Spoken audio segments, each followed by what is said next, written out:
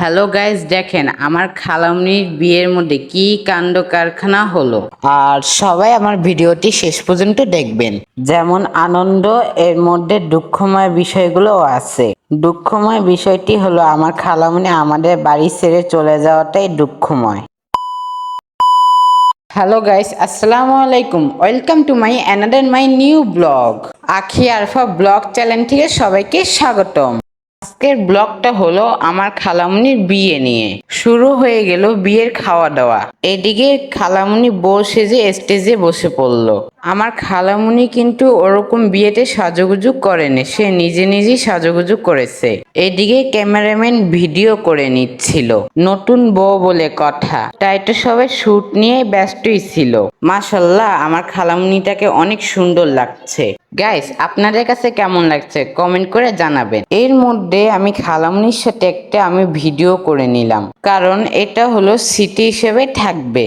খালামুনি পরের বাড়িতে চলে যাচ্ছে, এই স্মৃতিটা ধরে রাখার জন্য আমি একটা ভিডিও করে নিলাম। এটা হলো আমাদের বংশের ছোট খালামুনি।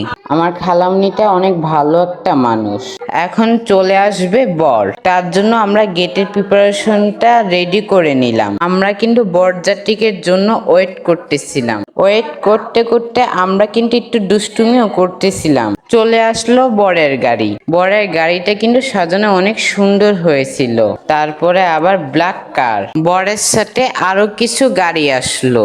আস্তে আস্তে করে সব গাড়িগুলো ভিতরের দিকে যাচ্ছিল, আর আমরা আস্তে আস্তে করে প্রিপারেশন নিচ্ছিলাম যে কখন বর নামবে আর কখন আমাদের গেটের কাছে আসবে বর। এদিকেও ব্যস্ত ছিল ক্যামেরাম্যান ফটোশুট নিয়ে। বর যখন নামবে ভিডিও তখন করবে। আমরাও কিন্তু বরের ওয়েট করছিলাম। বরের গাড়িটাও কিন্তু লাল গোলাপে ভরা ছিল, মনে হচ্ছে যে গোলাপ ফুল সবই এইখানে। সবাই কমেন্ট করে জানাবেন যে বরের গাড়িটা কেমন লাগছিল।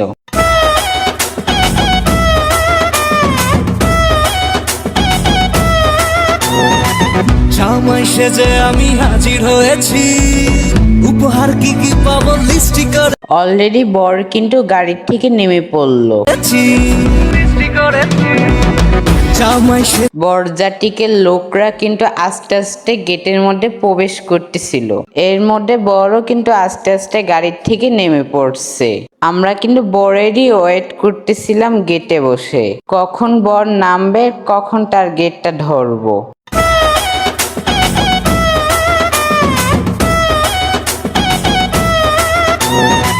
জামাই সেজে আমি হাজির হয়েছি, উপহার কি কি পাবো লিস্টি করেছি।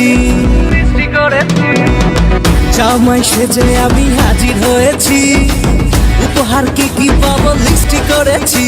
মাশাল্লাহ, আমার খালামুনির বরটা কিন্তু অনেক সুন্দর ছিল, আমার খালামুনির মতন। জমিয়ে খাবো আমি ইলিশ মাংস, খাবো আমি ছেটে পুটে মিষ্টি সাথে দই। হেঁটে কিন্তু গেটের দিকে চলে আসতেছিল, এসে কিন্তু গেটের সামনে চেয়ারে বসে পড়লো। সাথে তার দুলাভাই এবং কি তার বন্ধু বান্ধবও ছিল। বরের দুলাভাই এসে বসে পড়লো।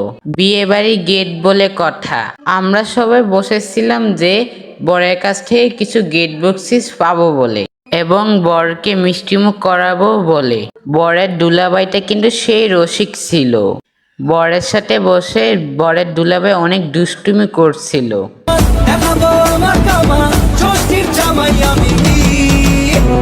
বরকে এবং কি বরের দুলাভাইকে আমরা মিষ্টিমুখ করাচ্ছিলাম।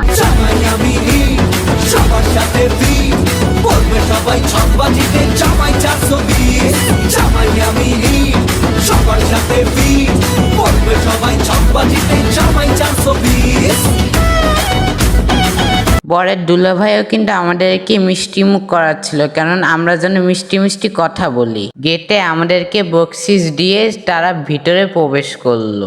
এখন কিন্তু স্টেজে ফিতা কেটে উঠার পালা। এইখানে কিন্তু অনেকক্ষণ ধরে বর দাঁড়িয়েছিল। অবশেষে কথা কাটাকাটি করে স্টেজের বকশিস দিয়ে ফিতা কেটে ফেললো। জামাই সেজে আমি হাজির হয়েছি, উপহার কি কি পাবো লিস্টি করেছি।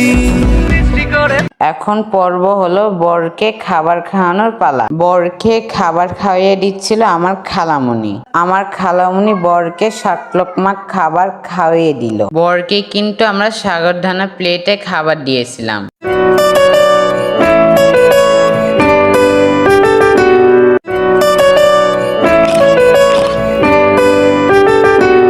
ভাবিনি কখনো আমার খালামণিকেও কিন্তু বর খাইয়ে দিয়েছিল। মন আমার তোর পথেই হারাবে।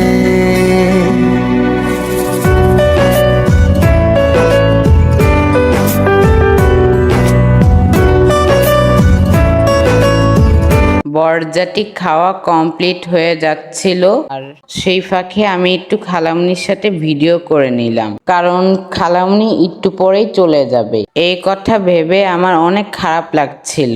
এটা স্মরণীয় হয়ে থাকার জন্য আমি এই ভিডিওটি করে নিলাম।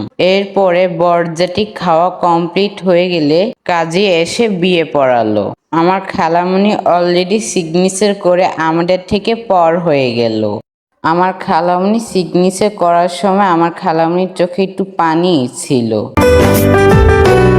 ভাবিনি কখনো এভাবে, মন আমার তোর পথে হারাবে। বিয়ে পড়ানো শেষ হয়ে গেলে এখন কিন্তু বর বউকে স্টেজে উঠানোর পালা। বর কিন্তু খালামণির সামনে সুন্দর করে হাতটা বাড়িয়ে দিল। খালামণিও সুন্দর করে হাতটা ধরে নিল। দুজন সুন্দর করে রোমান্টিক ভাবে স্টেজে যেয়ে বসলো। দুইজনকে কিন্তু সেই সুন্দর লাগছিল। সবাই কিন্তু কমেন্ট করে জানাবেন বর কনেকে কেমন লাগছিল। রানী তোর লাইগা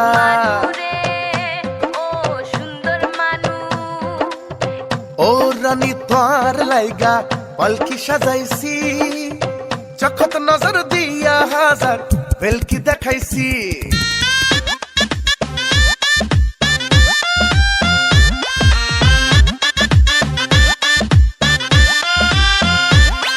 আরে ও রানী তোর লাইগা পালকি এখন কিন্তু বর কনের মালা বদলের পালা। মালা নিয়ে উঠে পড়লো আমার মামুনিরা।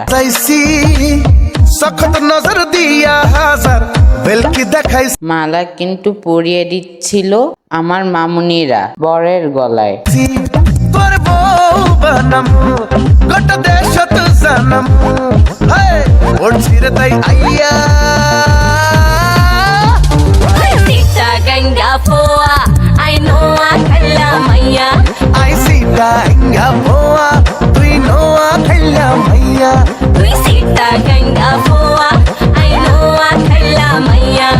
মালা পরিয়ে কিন্তু মামুনি মিষ্টি মুখ করিয়ে দিচ্ছিল বরকে।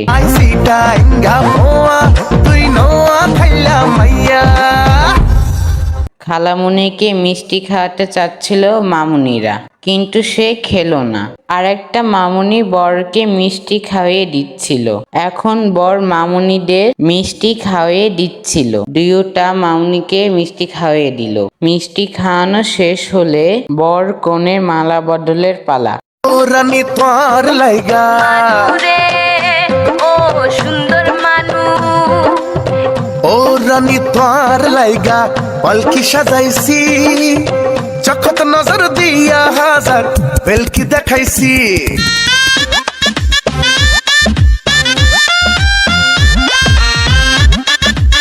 মালা বদল করার সময় বরের দুলাভাই স্টেজে উঠে পড়ল। বরের দুলাভাইটা কিন্তু সে রসিক ছিল, তাই তো সে স্টেজে না উঠে পারল না। মালা বদল কমপ্লিট হলে এইবার মালা বদলের বকশিস নেয়ার পালা। দুজনকে কিন্তু অনেক সুন্দর লাগতেছিল। একজন আরেকজনকে মালা বদল করে দিচ্ছিল। লজ্জায় একদম তিনি লাল হয়ে গেল।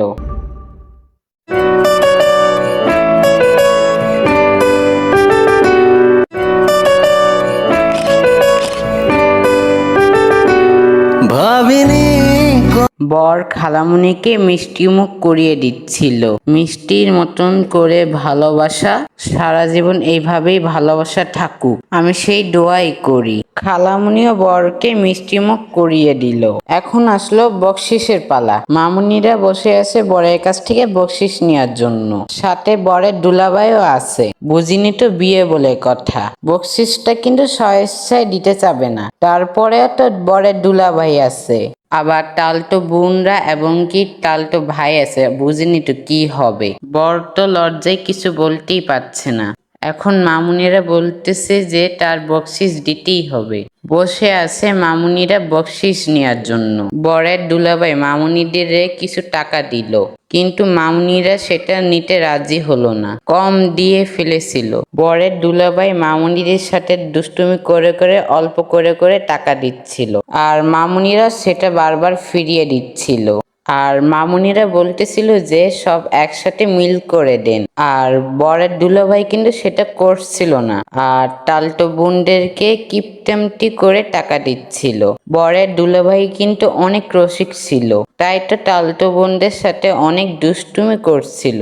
বরের দুলাভাই টাকাগুলো গুনে গুনে মামুনিদের হাতে দিচ্ছিল। অবশেষে মামুনিদের বকশিসগুলো বুঝে ফেল। ভাবিনি কখনো এভাবে মন আমার তোর পথেই হারাবে।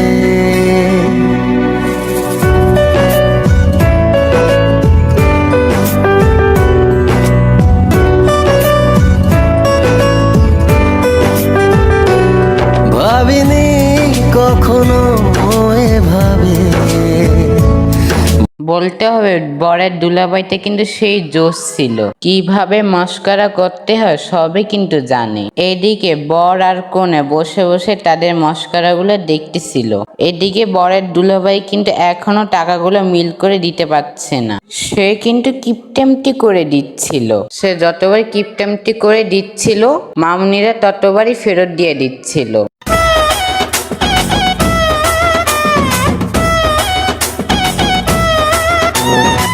জামাই সেজে আমি হাজির হয়েছি, উপহার কি কি পাবো লিস্টি করেছি। জামাই সেজে আমি হাজির হয়েছি, উপহার কি কি পাবো লিস্টি করেছি। জমিয়ে খাবো আমি চিংড়িস মাংস, খাবো আমি ছেটে পুটে মিষ্টি সাথে তো। করোনা বেশি সাবার দেখাবো আমার কামাল, ষষ্ঠীর জামাই আমি, জামাই আমি সবার সাথে ভিড়, বলবে সবাই ছকবাজিতে জামাই 420। জামাই আমি সবার সাথে ভিড়, বলবে সবাই ছকবাজিতে জামাই 420। অবশেষে তাদের বকশিসটা বুঝে পেল। ও রানী তোর লাইগা ও সুন্দর মানু, ও রানী তোর। অবশেষে মামুনিরা বকশিস নিয়ে স্টেজ থেকে নেমে পড়ল। আমরা কিন্তু সবকিছু ঘুরে ঘুরে দেখছিলাম যে তাদের কাণ্ড কারখানা, এবং কি আমার মামাতো ভাইকে আমি বলছিলাম আমাদেরও কোনো একদিন এরকম মজা করার দিন আসবে। এখন হলো বিদায়ের পালা। আসলে এটা যে কত কষ্টকর যে এইখানে থেকে সেই বুঝে। বরের বাবার হাতে নানু ভাইরা খালামুনিকে উঠিয়ে দিচ্ছিল। নানু ভাই কিন্তু কান্না করে দিয়েছিল, সাথে কিন্তু খালামুনিও কান্না করছিল। ছোট থেকে এত বড় করার পরে কারোর হাতে তুলে দেওয়া, এটা যে কত কষ্টকর। আমি খালামুনির দিকে তাকাতেই পারছিলাম না। একে একে করে খালামুনিকে সবাই বিদায় দিয়ে দিচ্ছিল। আমার মামুনি খালামুনিকে সান্ত্বনা দিচ্ছিল। খালামুনি কিন্তু অনেক কান্না করছিল। বাবার বাড়ি ছেড়ে চলে যেতে হবে, এটা সব মেয়েদেরই কষ্টকর জায়গা।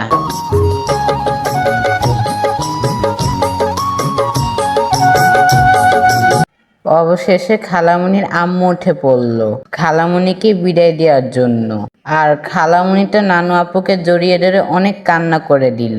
মনে হচ্ছিল যে এটি একটি বিবাহের জায়গা।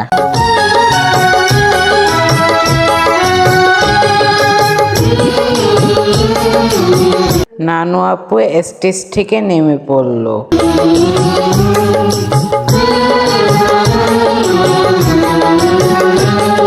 স্নেহের ছায়ায় ভালোবাসায় ঢেকে রাখে যে, অনেক জ্বালাশয় বুকে জড়িয়ে রাখে যে, স্নেহের ছায়ায় ভালোবাসা খালামণিকে তার দুলাভাই কোলে করে স্টেজ থেকে কোলে করে গাড়ি পর্যন্ত নিয়ে গেল। ঢেকে রাখে যে, অনেক জ্বালাশয় বুকে জড়িয়ে রাখে যে, তারই আঁচলে মুখ লুকিয়ে রেখে জীবন আমার কাটিয়ে দেব তোমায় দেখে মা, ও মা।